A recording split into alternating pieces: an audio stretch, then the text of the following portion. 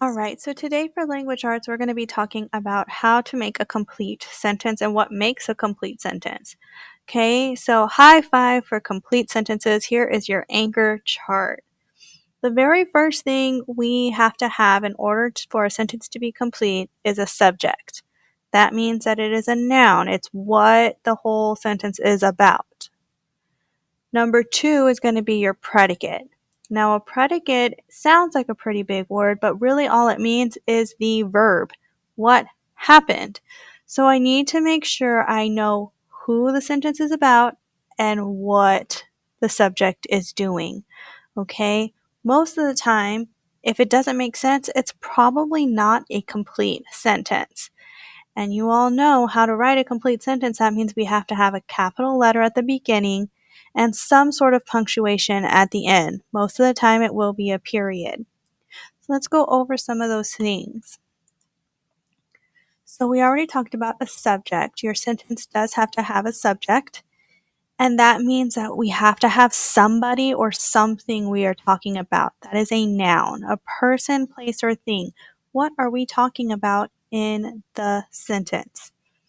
Okay, the next thing was the predicate. Remember, big word, but all it means is the verb, that action word, or somehow they are telling me what they are doing. Okay, so if you do not have those two things, maybe it is missing a noun or it's missing a verb. We call that a fragment. Okay, can you say that with me? Fragment. Fragments have missing pieces. Okay, so that means that we are missing either the subject or the predicate, and it doesn't make sense. And what I always tell all the students is make sure you read the sentence out loud so that way you can hear it. Because sometimes we can read a sentence and we just kind of decide to put words where there aren't any words. And so it makes sense in our head, but when you read it out loud, you'll realize, not so much, it does not make sense. Okay, so here's a little anchor chart for you for fragments. It is a group of words missing a subject or a predicate. That means it's an incomplete sentence. So that's all a fragment is an incomplete sentence. So let's look at examples here. So this one right here is explaining how we are missing a subject. Shopping for a car. Well, my question is, who is shopping for a car? We don't have all that information, so it's not complete.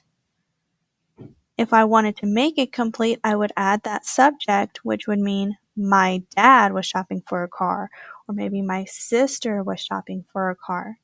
Okay, so I was missing a subject. I need to add that subject at the beginning of the sentence in order for it to make more sense. Now, let's say you're missing the verb, the predicate, a lawn service.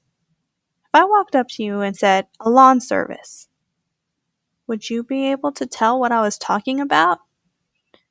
No, I want to know about the lawn service. Tell me, okay, so tell me more. A lawn service came to trim our bushes. Okay, so now I understand what you're trying to say.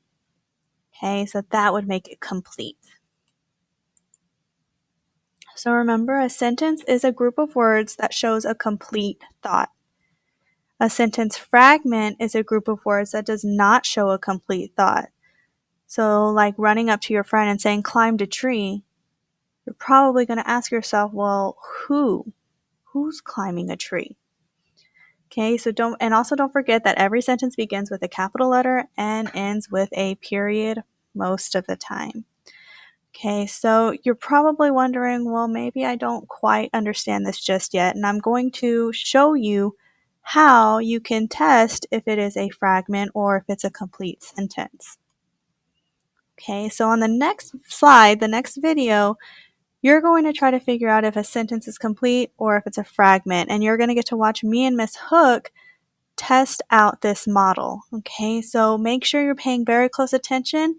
This is called the psst test. Okay, so we're going to be whispering to each other and figuring out, is this a fragment or is it a complete sentence?